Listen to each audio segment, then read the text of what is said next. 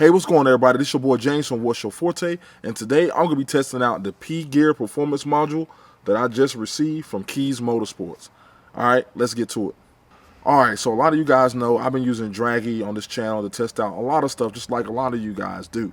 So Keys Motorsports sent this pgear performance module out to me to test it out. So we're going to test it out today to see how it compares, to see how it works, and just also to see how it kind of compares to the Dragy and some of the Dragy times that I got. I have saw online that people get different times with the pgear versus the Dragy. So we're going to figure all that out today. So let's go ahead and get into it. Alright, so setting up the pgear performance module is super simple. So what you want to do is you want to go into your app store. If you're using the Android, go into Google Play and download the pgear app. Once you download the app, it's pretty simple from there. So I've already downloaded the app, so I'm pulling it up here. You guys can see it on the screen right now. And I was just giving you some tips here. So I've already kind of loaded some of the stuff already into the app. So this is the app you guys are seeing right here. So at the very top, it shows my car. Now, one weird thing, it does not have M8. It has every other it does not have M5, sorry. It has every other M car but the M5 for whatever reason. So I had to put M8 because that's the closest thing to my car. But if you click on the top section here, you can go ahead and add your vehicle. When you add your vehicle, you can put in all your specifications of your vehicle. Just if you got an M5, it's not going to show it up for whatever reason. I don't know why they don't have an M5 in here. pgear, if you watch this video, add the M5, please. The M5 is an iconic BMW vehicle. And then over here to the right, it says pgear disconnected because I haven't connected it yet. And then on the top right, it says miles, or you can change it to kilometers or kilometers, however you want to say that. So you can change it from miles per hour or kilometers, depending on where you are in the world. So I'll leave mine on miles because we're in the U.S. Then if you go down to the second section, it says drag race edit. So this is where you're going to edit what you want to measure. Right now I have it on 8 quarter mile, 60 foot. Then speed, you can do 0 to 60, 0 to 130, 60 to 130, 100 to 200, 60 to 0. And then, you know, if you're doing kilometers, 0 to 100 or 100 to 200, usually the fastest ones. And then you can do a custom one if you want to. So if you want to add in like a custom speed that you want to test, maybe you want to do a 40 to 100 or something like that, you can throw that in there as well and create your own like custom like settings on how you want to be able to track it. So that's pretty handy there, depending on where you are. If you just want to do something, you know, if you're in a certain area, you know, you can't reach a certain speed and you want to test it. Of course, we're doing all this testing on a track or a closed road. That where we can do all this testing. So going back here, that has track karting if you want to add a track to track, or if you have a custom track you want to add. So you can add all that in here. At the very bottom, it has the me section, which just kind of gives like your information here, your profile information, and then also it has rank. Then they give you a notice here. It just kind of tells you where people's ranks are as far as like BMWs. They go by brand. So let me just click in the BMW real quick and just see what's going on. Not a whole lot. See, that's current. Let's go December. So it doesn't seem like a lot of people use this app yet. Because the fastest 0 to 60 is a 3.63. So a lot of people don't use this app, or they just don't upload just their stuff to it. Fastest 60 to 130, there are no rankings as of December. That was December. So if you go full history, there doesn't seem to be a lot of people that use this. So pretty interesting that not a lot of people use this. Let's see, go back to history. Okay, so there's a lot more in here if you click on history. Current, I guess, will be people currently using the app. And then so like the fastest 0 to 60 in here currently right now is a 255, and that is an M5. So how did he get M5? BMW M5. I didn't see the M5 option, but they got M5. But wow, 255 is moving. But so that kind of shows you there, just the people using the app and how fast they're able to go and go. You know what I mean? So that's pretty cool. Pretty cool there. All right. So what I'm gonna do right now is I'm gonna grab the module. On the module, there is a button right here on the side that you will hit. And you want to also make sure that it's charged. And it has a blue light flashing on it right there. So they do have the blue light flashing. And then I'm going to try to connect. So it says searching for pgear. And then it pulls up the pgear module. All right, and now it has been connected, and you guys kind of heard that audible little notification there. So it has been connected. All right, then you'll hit the X, and then now it is connected. Then when I hit measure, you can do panel mode, video mode. If CarPlay is connected, it won't record. So you won't be able to record anything if your CarPlay is connected. Then you have to give it access to your camera as a microphone as well. It pops up some stuff. So, all right, I hit the wrong button there. Yeah, it looks like the app started over. I had a lot going on because I'm inside the car and it's trying to connect the CarPlay and all that. So probably best to set all this up, but it's connected. App came right back up. Hit measure. I'm just gonna do panel mode. So this is the panel mode here. Gives you a warning: pgear stabilization check to gyroscope needs initialized accurate track mode. Please restart the pgear and keep stable for 5 seconds. All right. So I hit confirm. It wants me to restart pgear. So I'm gonna hold this button on the side.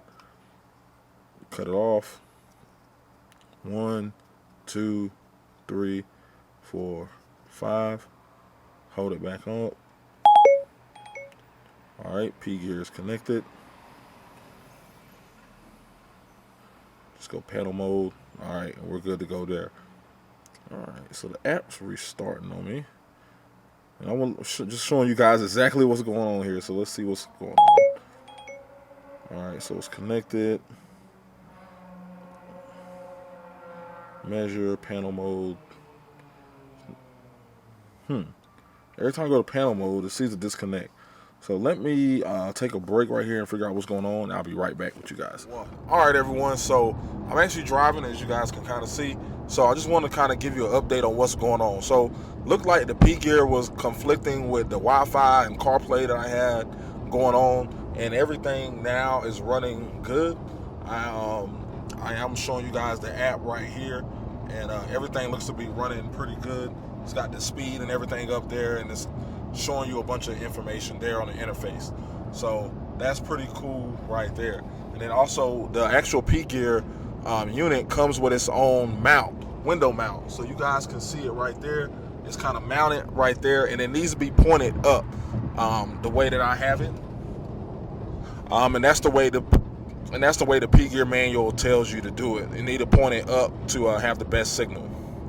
So I also have the Dragy running down there on my other phone. So we're gonna kind of compare the two and see what's going on. But we're gonna go ahead and see what this pgear has for us. All right, so I did just do some runs on a closed course that I found, and I just want to share that data with you guys. All right, just so I was running the Dragy and also running the pgear unit as well. So I did 160 to 130 and a couple 0 to 60s. All right, so I'll be popping both of them up on the screen right here. You'll be able to tell the Dragy information is the one outlined in blue, and the pgear information is like black and orange, so you know which one is which. All right, so I'll be popping up on the screen right now. So on the Dragy, my 60 to 130, I got a 715, 60 to 130, and on the pgear, I got a 60 to 130, a 713. So we're talking, was that 2 1,000ths of a second within each other. So they both seem to be pretty close and pretty accurate. Looking at like the feet and all that, the DA and all that, temperature wise, the DA is a little different on both.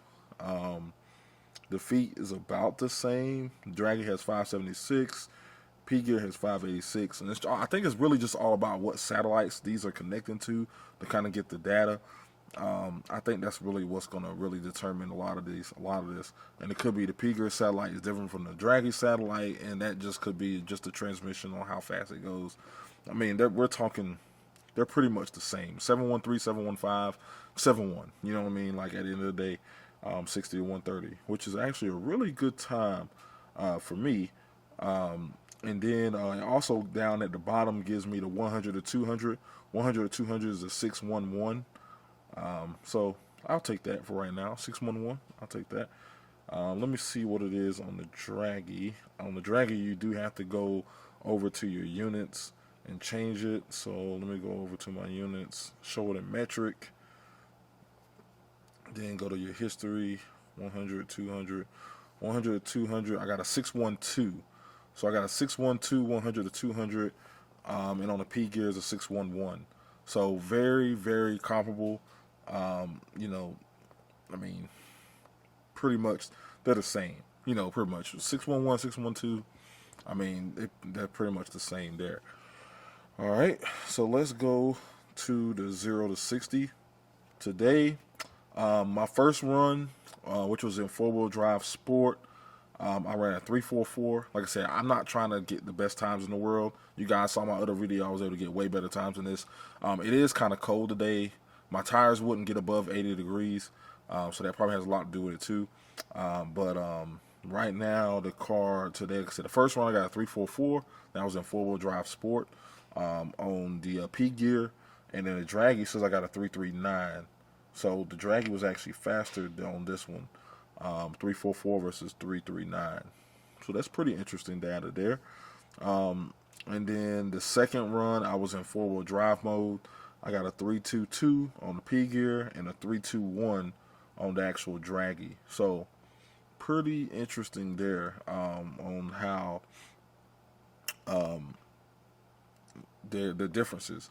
Because I think on the 60 to 130, it looks like, so on the 0 to 60s, it's showing, the P gear is showing a slower time, but on the 60 to 130, the P gear was showing a faster time. Yeah, so 0 to 60 is showing slower, 60 to 130 is showing slightly faster. So, I mean, like I said, all this is, we're talking like milliseconds of within each other, so nothing too major there, but it is very interesting. All in all, I'm very happy with the P gear layout. I'm very happy with the way it's laid out and how it looks. It's very easy to find your data. It's very easy to find, like, get all your information all at once, and then it also shows you your 100 to 200 and your 60 to 130 time all in one type of view. Versus on the Dragy, you have to go through and change it to metric and then get all that data. So very, very interesting the way they set this up. And the P gear, I mean, I'm liking it, man. I'm gonna start using the P gear. I think at the end of the day, you just have to pick one and choose one and stick with it, and then you know you have a baseline and you know what you can go off of, right? When you start mixing and matching, then you know you're messing with different variables in the data. But I mean, I do like the full package of P gear. You know, you do get the mount. You know, the window mount that comes with it. On the Dragy, they give you like some 3M strips and like a little like dash thing. And I don't really know anybody that uses that really. But you do get the window mount, which is very convenient. You get a charging cable in the box. And it's just packaged nicely. And the actual unit is nicely. And I mean, this thing that's mounted up on the window, I mean, I'm showing you guys right there. I mean, it didn't move at all. Like, through all the runs and everything, it didn't move. It didn't fly off or nothing. So it's a pretty good suction unit. So that's really good to know as well. All in all, I'm happy with it. Special shout out again for Keys Motorsports for sending this out and letting me test it. You can get your P gear if you're interested in it. In the link in the description down below from Keys Motorsports. If you use that link down below will be an affiliate link. So every time you buy something off that link from Keys Motorsports, you help my small channel out and it helps me out. So I really do appreciate it if you can use that link if you are interested in getting one. So that's all I got to say. I just want to share this new P gear unit with you and share my thoughts on it. I think it's a pretty good unit for the price. It's about the same price as a Dragy. I know Dragy does have a newer version out now that's supposed to get better satellite coverage. I know like the Dragy that I have is the one not the new one, but the one before the new one. And it seems like in some parts of town I do have some satellite issues always. And I've done runs and it just gave me incorrect readings because it said low satellites. So that is one thing you run into with Dragy. As I continue to use P gear, I'll see if I run into that. But doing research online, I haven't seen many people to run into that issue. So it does look like P gear may be a little better as far as satellite connectivity on that. But that is, I have to keep testing it before I can really come to that conclusion. But I do like the interface better. I will say that the interface is a lot better than the Dragy interface to me.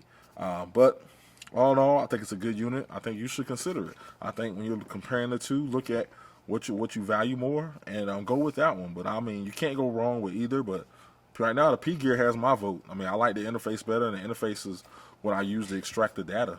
So that's gonna be today's video. I appreciate you guys watching. Appreciate you guys sticking to the end. And if you have, please hit that like and subscribe button. Trying to get to 10K subscribers. We're so close, but yet so far away. But I appreciate you all, and I'll holler at you later. Peace.